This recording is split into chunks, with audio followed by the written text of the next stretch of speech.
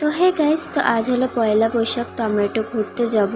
তো আমি এই কুর্তিটা পরছি স্কাই ব্লু কালারের, আর এটা আমার অনেক ফেভারিট কুর্তি। তো সবাই কমেন্টে বলবে কেমন লাগছে আমি।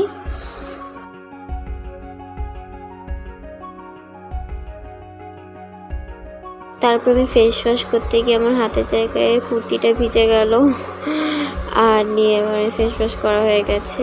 তো এবারে আমি প্রথমে লাগাবো ক্রিম, মানে যে কোনো ক্রিম লাগাতে পারো। আমি নিভিয়া লাগিয়েছি বিকজ ডাইরেক্ট স্কিনে মেকআপ অ্যাপ্লাই না করাই ভালো।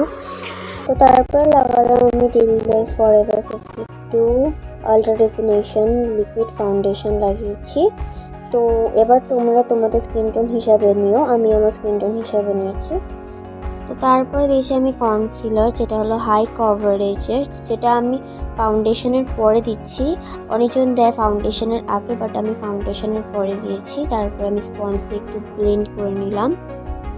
তো তারপরে দিয়েছি ম্যাজিকের পাউডার, লুজ পাউডার, এটা নিয়ে আমি আইশ্যাডো দিলাম। আমি কুর্তিটা ব্লু ছিল বলে ব্লু আইশ্যাডো দিয়েছি। নিয়ে আইলাইনার দিলাম। তারপরে দিচ্ছি ব্লাশার, আমি পিঙ্কটা দিয়েছি, রোজ পিঙ্কটা।